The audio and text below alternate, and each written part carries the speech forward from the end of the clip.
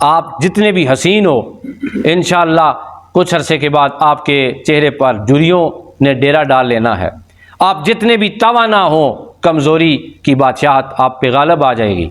آپ کے پاس جتنی بھی دولت ہو کچھ عرصے کے بعد انسان قبر میں ہوگا۔ تم انہیں ہمارے ہی راستے میں قربان کرتے ہو تو ہمارا ہی نام لو ان پر تاکہ تمہیں اللہ اس پر اجر عطا فرمائے۔ سبحان اللہ۔ اعوذ باللہ من الشیطان الرجیم، بسم اللہ الرحمن الرحیم۔ درود شریف۔ اللہم صلی علی سیدنا و مولانا محمد وعلی آل سیدنا و مولانا محمد وبارک وسلم صلی علیہ۔ حاضرین محترم، ناظرین اور سامعین، دورہ تفسیر القرآن پارہ نمبر 17 رکوع نمبر 12 سورہ حج آیت نمبر 34۔ اللہ تعالیٰ علم کی ان راہوں پر ہم سب کو استقامت اور اخلاص کی دولت عطا فرمائے۔ آمین۔ آج کی آیہ کریمہ کا جو خصوصی عنوان ہے وہ ہے عاجزی اور انکساری۔ سب سے پہلے اس آیت کا ترجمہ سماعت فرما لیں۔ خدا تعالیٰ ارشاد فرماتا ہے وَلِكُلِّ أُمَّةٍ، اور ہر امت کے لیے، جعلنا، ہم نے مقرر فرمائی ہے، ہم نے بنائی ہے، منسکن، قربانی اور قربانی کا طریقہ کار۔ اللہ تعالیٰ ارشاد فرماتے ہیں جعلنا، اور ہم نے مقرر کیا، منسکا، قربانی کرنے کا طریقہ کار، لیذکروا اسم اللہ، تاکہ اللہ کا ذکر کریں، علی ما رزقہم، اس پر جو اللہ نے انہیں دیا ہے، من بہیمۃ الانعام، چوپائے اور مویشیوں پر، فَإِلَٰهُكُمْ إِلَٰهٌ وَاحِدٌ، پس تمہارا خدا خدائے واحد ہے، فَلَهُ أَسْلِمُوا، تو اسی کی پیروی کرو، اسی کی اطاعت اختیار کرو، وَبَشِّرِ الْمُخْبِتِينَ، اور اے محبوب خوشخبری سنائیے عاجزی کرنے والوں کو۔ یہ والی آیت پہلے بھی گزر چکی ہے اور اس کا زیادہ تر حصہ ہم سمجھ چکے ہیں۔ صرف یہاں ایک دفعہ یہ بتانے کی ضرورت پھر ہے کہ لِيَذْكُرُوا اسْمَ اللَّهِ عَلَى مَا رَزَقَهُم مِّن بَهِيمَةِ الْأَنْعَامِ، تاکہ وہ ذکر کریں، اللہ کا نام بلند کریں ان بے زبان جانوروں پر ذبح کے وقت جو اللہ تعالیٰ نے انہیں عطا فرمایا۔ جانور کس نے دیے ہمیں؟ اللہ نے دیے ہیں۔ تو اللہ فرماتا ہے کہ جو جانور ہم نے دیے ہیں پھر تم انہیں ہمارے ہی راستے میں قربان کرتے ہو تو ہمارا ہی نام لو ان پر تاکہ تمہیں اللہ اس پر اجر عطا فرمائے۔ سبحان اللہ۔ بت جو تھے ان کی بڑی مقبولیت تھی عرب میں، اور بت پرست بتوں کے نام پر قربانیاں کیا کرتے تھے، اور قربانیاں کیا کرتے تھے؟ کتے کی قربانی کی، لومڑی کی قربانی کی، ان کو کوئی بس جو بھی جانور آیا جناب میں آج کتا قربان کر رہا ہوں فلاں بت کے نام پر۔ اللہ پاک نے فرمایا کہ جو جانور ہم نے تمہارے لیے حلال کیے ہیں انہی میں تمہارے لیے دنیا اور آخرت میں فوائد ہیں، سبحان اللہ۔ اور جو جانور ہم نے حرام قرار دیے ہیں اس کی وجہ یہ ہے کہ ان میں دنیا میں بھی تمہارے لیے نقصانات ہیں اور آخرت میں بھی تمہارے لیے نقصانات ہیں بس۔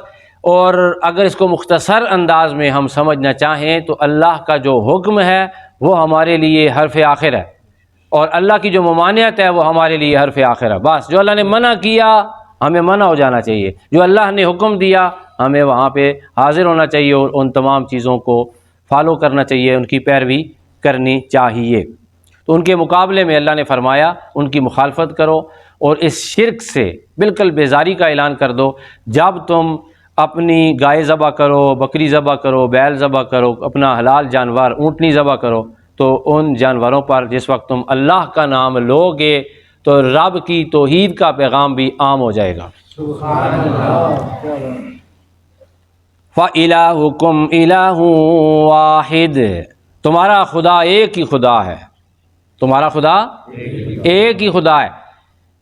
اچھا، جو عقیدہ توحید کے انسانی زندگی پر بہت سارے مثبت اثرات ہیں، ان میں سے ایک اثر یہ ہے کہ انسان در در کی ٹھوکریں کھانے سے بچ جاتا ہے۔ ایک ہی در ہے جہاں دعا کرو، وہی در ہے جہاں پہ شرمندگی لے کے جاؤ اللہ مجھے معاف فرما دے، اور وہی در ہے جہاں پہ اپنی جبین نیاز جو کہا کہ ذات بے نیاز کو اپنا الہ مان لو، تو انسان کی عزت نفس خراب نہیں ہوتی جب انسان ایک دروازے پہ بھی جاتا ہے، دوسرے پہ بھی جاتا ہے۔ وہ لوگ کیا کرتے تھے، کبھی ایک بت کو پوجا کے لیے مقرر کر رہے ہیں، کبھی دوسرے بت کی پوجا کر رہے ہیں اور اللہ کے ساتھ شریک بھی ٹھہرا رہے ہیں۔ عقیدہ توحید کا خوبصورت ثمرہ ہمارے لیے یہ ہے کہ اللہ ہمیں عقیدہ توحید کے ذریعے عزت نفس بھی عطا فرماتا ہے، اور اللہ تعالیٰ سب کو عزت نفس اور اس کی حفاظت نصیب فرمائے۔ اللہ فرماتا ہے فَلَهُ أَسْلِمُوا، پھر اسی کی پیروی اختیار کرو۔ کس کی؟ اسی کی پیروی اختیار کرو۔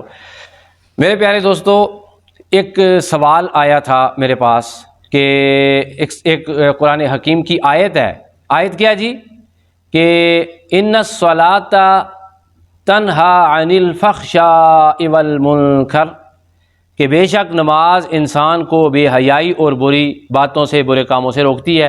سوال یہ تھا جی بندہ نماز بھی پڑھ رہا ہے اور بے حیائی کے کام بھی کر رہا ہے، نماز بھی پڑھ رہا ہے اور بندہ گناہ بھی کر رہا ہے، یہ معنی دارت آئے تو سچی ہو سکتی ہے، تو ہم اس کا معنی کیسے سمجھیں؟ مفہوم سمجھ نہیں آیا کہ بندے نے نماز بھی پڑھنی ہے اور ساتھ کیا کر رہا ہے، وہ گناہ بھی کر رہا ہے۔ بھائی معنی یہ ہے کہ ہم سلام پھیرنے کے بعد بے نمازی ہو جاتے ہیں۔ بندہ مومن جب کلمہ پڑھتا ہے اس کی نماز شروع ہوتی ہے، جب انسان کی روح نکلتی ہے اس کی نماز ختم ہوتی ہے۔ کیسے؟ ہم صبح اللہ کی بارگاہ میں جھکتے ہیں اور نماز پڑھ کے کہتے ہیں السلام علیکم ورحمۃ اللہ، السلام علیکم ورحمۃ اللہ، تو اس کے بعد ہم مومن نہیں رہتے۔ وہ رب جس کے حکم پر ہم نے رکوع کیا، وہ رب جس کے حکم پر ہم نے سجدہ کیا، وہ اللہ جس کے حکم پر ہم سجدے سے دوبارہ قیام میں کھڑے ہو گئے اور قیام کی حالت میں آ گئے، جب سلام پھیرا تو ہم اس رب کو کیوں بھول گئے؟ یہ نماز ہمیں سکھاتی ہے کہ اگلی نماز تک اور اگلے اوقات تک بھی تم اپنے خالق کے بندے ہو، تم نے بندگی کرنی ہے۔ راستے میں انسان گناہ کا خیال اس کے ذہن میں آتا ہے اور وہ یہ سوچ کر گناہ کے خیال کو دماغ سے جھٹک دیتا ہے کہ نہیں میں اللہ کا بندہ ہوں، خدا دیکھ رہا ہے، یہ بھی ایک نماز باطن ہے، پتہ نہیں اسے کتنے سجدے اور رکوعوں کا ثواب عطا ہوتا ہے۔ تو جب بندہ یہ اللہ فرما رہے ہیں فَلَهُ أَسْلِمُوا، پس اسی کی پیروی اختیار کرو۔ اسی کی پیروی صرف صبح کی نماز میں نہیں ہے، اسی کی پیروی صرف ظہر کی نماز میں نہیں ہے، اس کی پیروی صرف رمضان میں نہیں ہے بابا۔ کچھ لوگ صرف رمضان میں ان کا ایمان تازہ ہوتا ہے، ان کے لیے کیا ہے؟ ان کے لیے بھی یہی ہے کہ اللہ کی بندگی لمحہ بلمحہ ہے، تسلسل کے ساتھ خدا کی پیروی کرنی ہے، تسلسل کے ساتھ خدا کی بات ماننی ہے۔ جب ہم رمضان کے علاوہ بھی اللہ سے ڈرتے ہیں، رمضان کے علاوہ بھی اللہ کو اللہ سمجھتے ہیں، رمضان کے علاوہ بھی خدا تعالیٰ کو اپنا معبود برحق سمجھتے ہیں، تو پھر اللہ تعالیٰ ہمیں اپنی پیروی عطا فرماتا ہے۔ ہر لمحہ اسلمو، ہر لمحہ۔